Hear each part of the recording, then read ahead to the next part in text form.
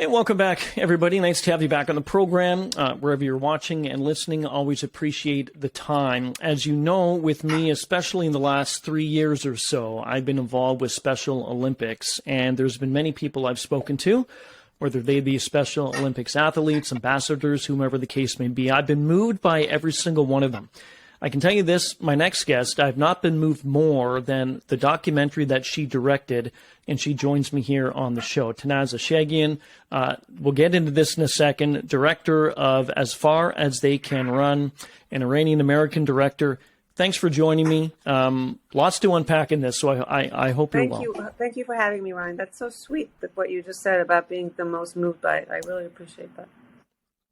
I've watched this three times. Oh my God. I've watched, and you know what? Full disclosure to you, I've never met you before, and I'm fine with saying this. I wear my emotions on my sleeve. I really do. And I think sometimes in the past it's not been a good thing, but I'm fine with it now. I've come to accept it. I'm the same way. Yeah. Right?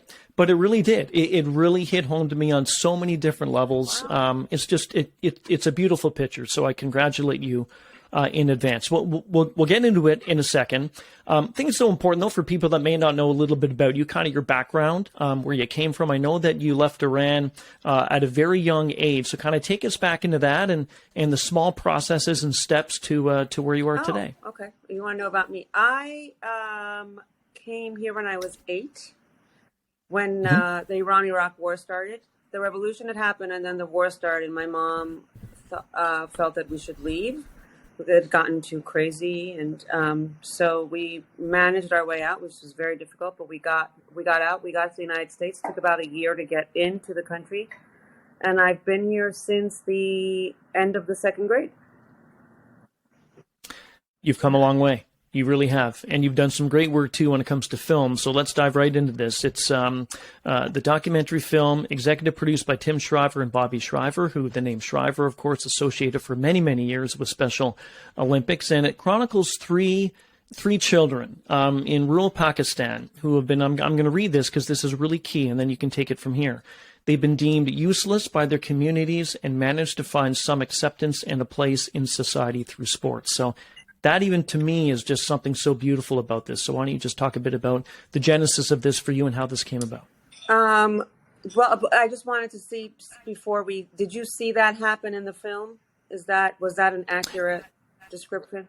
Okay. Yes, great. Absolutely it was. Absolutely it was. And at the end of it, especially a lot of the way through, but it was kind of the conclusion when I looked, and I know it's a sad, certainly ending for one of the kids involved, but what I did see was some of the changes that these kids went through, and not only affected them individually, but also with families through this. Yeah. So yes, I was very surprised and moved when I heard from a board member, the Special Olympics board member, who is the woman who runs the Pakistan chapter, Ronak Lakhani. She is the head of Special Olympics Pakistan, and Tim introduced me to her, and we talked, and she told me about the kind of work they do. And I was like, that is just unbelievable. Like, that's amazing. Like, talk about truly impacting things. And I was like, are you successful? Does it work? How do people respond? She goes, well, sometimes not. Sometimes the families just shoo us away, And I was like, I'm going to explore this, because I kept thinking about it. I know when I'm going to make a film versus when an idea comes across, or I hear about something and I'm not going to make a film. I know the difference now in my old age of 48 when I can't stop thinking about something. Like, sometimes you read an article and go, oh, fascinating. And then 3 days later, you're not thinking about it anymore. But if you keep thinking about something, then you will have the patience and the tolerance to follow it through, because documentaries, they're not news stories. They take a year, they take 2, they take 3 years. Right. So you have to have that bizarre beginning obsession, and kind of like it won't leave your psyche. And I knew this was that. How tough was this for you to do? How tough was, in part of it, for you to separate yourself as a director to somebody who, because I've seen your emotion in this, and you don't back down from telling them exactly what you think they should be doing, the parents for the kids, etc., all that type of stuff. Was it hard for you to do this? Well, yes and no. I mean, it's it's hard in the sense that, frankly, it can be very. Sorry, my charger's about to die. Kelsen, can I have a charger for the phone, please? It's shocking. I mean, the first time I went to Interior Sindh, where this is, the rural countryside, it's about 4 hours from Karachi. I was like, I walked away and I was like, there's no God. In case I had any doubt, there's no God. And you're all religious, and little do you know there's no God because this is awful. Right. Right. And I just came back, and I was a little bit like comatose for a couple of weeks. It was bad. Like it's just so, it's all the obvious stuff. You're just like, it's just unfair. It's not right. It's like, what did these people do? Right. I mean, they just were born in the wrong place. Like, what the hell? It's so deeply unjust. And I felt angry and enraged, all of it. And then I was like, well, what can I do? There's not much I can do. It's not like I run the government, so I can show what's going on. I can portray what's happening, bring attention and awareness to a situation that does not make the news, that no one really knows about, no one particularly cares. So then, I toughened up and I went back again and again. And the odd thing is, and you probably will understand this, as with anything in life, you get used to it. Mm-hmm. Mm-hmm. And you're like, oh, hi, here we are. Right. Here we are again. Yeah, I get it. You have to adapt. You have to adapt. And even if you don't want to, you have to. Yeah. Hell. It's fast. It's incredible. Sure. Well, you did a great job. So the three kids, Sajwal, Ghulam, and Sana. Talk a bit about them. The first time you met them to the last days of, say, shooting and the changes. I know certainly it didn't. Ghulam ended up passing away in 2021, unfortunately. But just talk a bit about the three kids that you met and you got to know, and you and everybody else on your team helped. I mean, they're sweet. They're young. They're so innocent. They're open. They're very open to us, to everyone. Just, intellectually disabled. Very, very. They have that innocence that young people have, where they're still very open and trusting and sweet and feisty. There was Sana, the girl, very feisty, which was great. Yes. Loved it. So was Ghulam. I mean, yeah. There's that scene where they end up flirting with each other. They want to live. They want to do have the fun the rest of us are having. I think it's great, and I love the fact that I saw them kind of grow as a group. And you're right, the girl was just she was a rocket. She really was. Going back to what there were hard scenes in the film. Some of them certainly when the kids you saw them and they were chained up with their ankles, and a lot of the reason was because the parents didn't know what to do and they were afraid that they would run away and all this type of stuff. How tough? I would have just been just blown away by that. And when I watched it, I thought, this stuff still exists. I know it does. I don't want it to, and I wish it didn't, but it just kind of clicked in me. Oh my gosh, this stuff still happens. It does still happen. The most irritating feedback I received was someone had told, Paramount bought the film, and the lovely executive at Paramount, who used to be at HBO, is now at Paramount, who I've worked with before, was telling me the feedback she received, and she absolutely loves the film. And she said someone she knew, a friend or something, literally her statement was, how could they do this? And it's been up like that. It's like, is that really the question that my film left you with? Right. It didn't leave that with me. I'll tell you. But you can probably see why that would be thought of and said. Yeah, I guess so. Except that, the one of the main points was to really make a film where you could see yourself doing what they're doing. Right. You know, it's like, you're not better. You're not. These are their circumstances. Would it be fair for me to say, and I don't think it is, but I'll just say it anyway, the parents of those three kids, the three children, they were certainly going about how they thought parenting should be with those three children with the intellectual disabilities for whatever reason, afraid, as you said, that they would run away, they were embarrassed, whatever the case may be. Should be a lot in the film, you say, and others say, and the people that help them, get on the soccer pitch and get them running. They said, you as parents need to do better. You have to love them. They're not going to respond to you if you don't love them. So you have to change the way you do this.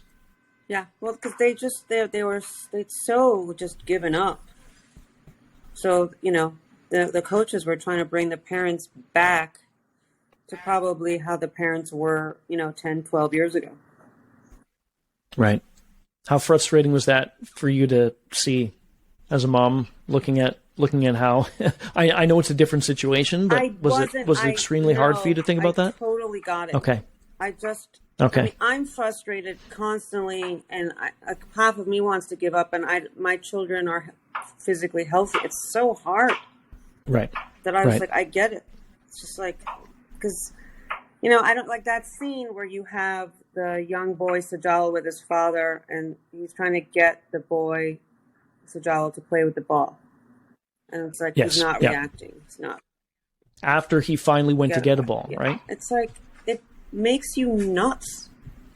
It's like you're not getting a reaction. You're not getting any response.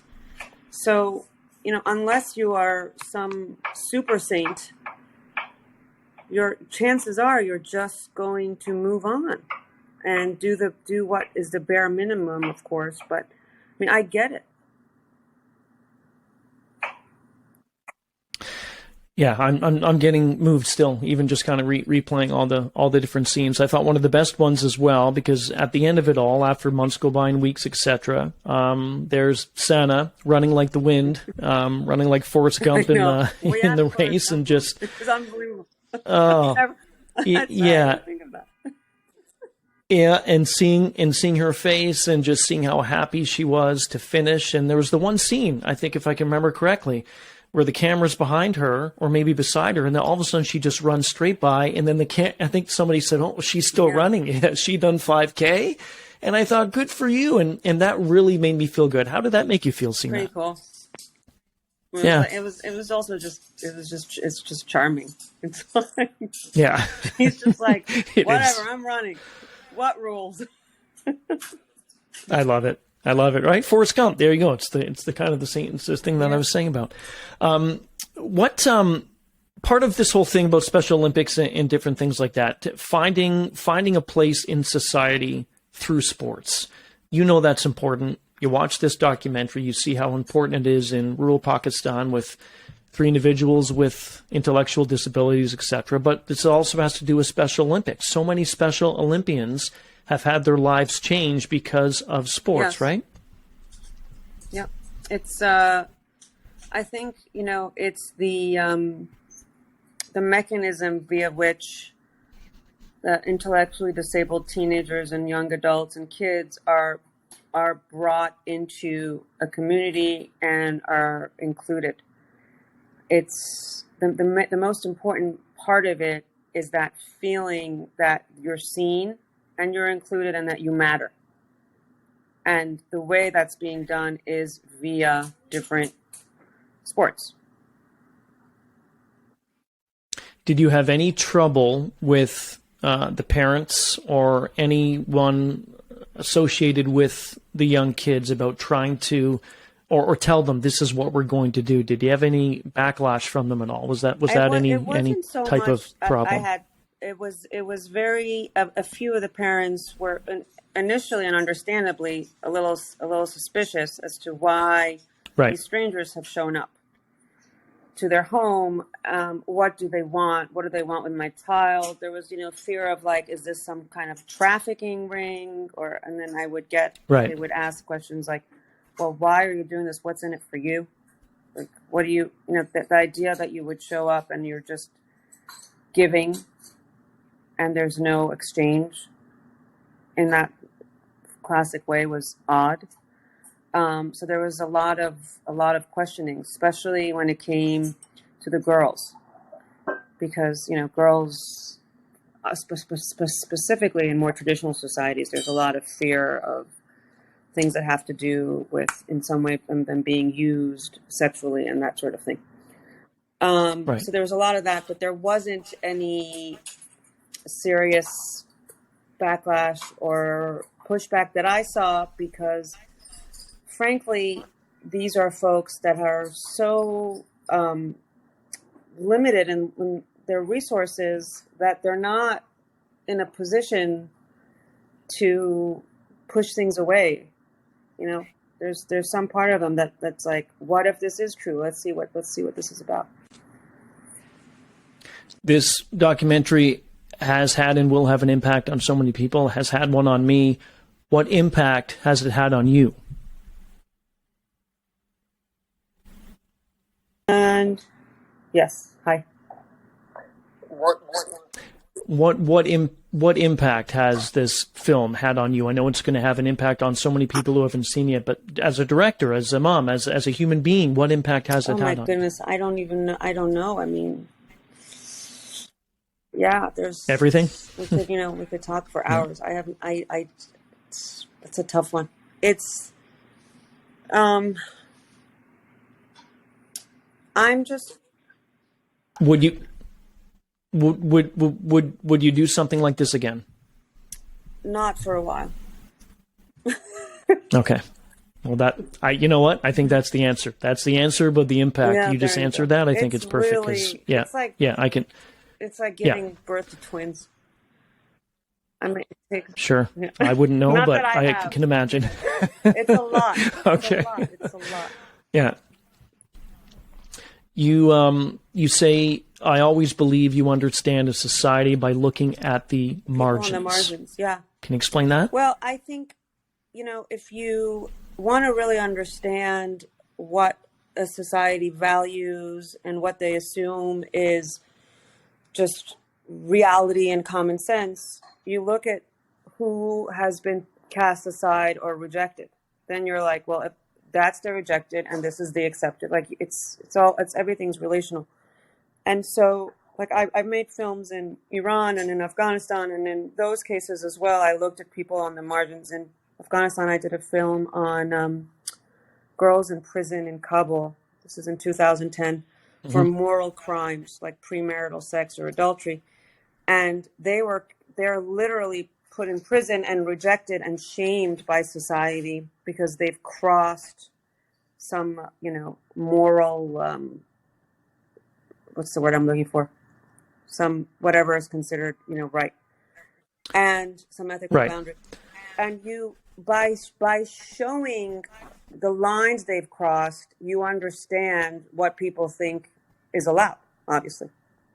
Right. So it's the same thing. It's like by kind of looking at these folks on the margin, in this case, they're disabled and they've been marginalized for that. You understand that this is considered a source of shame. This is considered something to hide. This is, and you get a feeling of then what is accepted, what is respected, what is not. It's all, again, in relation to each other. Have you, last one as well. I mean, again, we could talk for hours. This is an emotional discussion. Again, Ghulam ended up passing away tragically in 2021. I saw that, which is awful. Do you have any idea how Sajwal and Sana are doing at this point? Doing well. She's actually going to be participating in the Berlin Special Olympics in June of 2023. Amazing. I mean, from the chains to Berlin. It's very cool. Yeah. And she'll probably run there too. Berlin. And Sajwal apparently has touched base with the SO people in the Punjab, but I'm not sure how engaged he is. I want to thank you for this, and thank you for I know.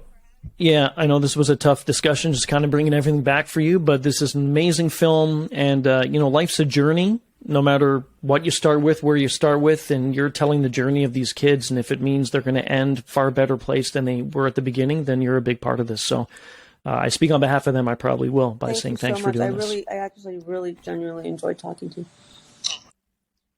Oh, I appreciate that. Tanaz Eshaghian, Iranian American director of a short film called As Far as They Can Run. Make sure you watch it. It certainly is a very, very moving one. Thanks again.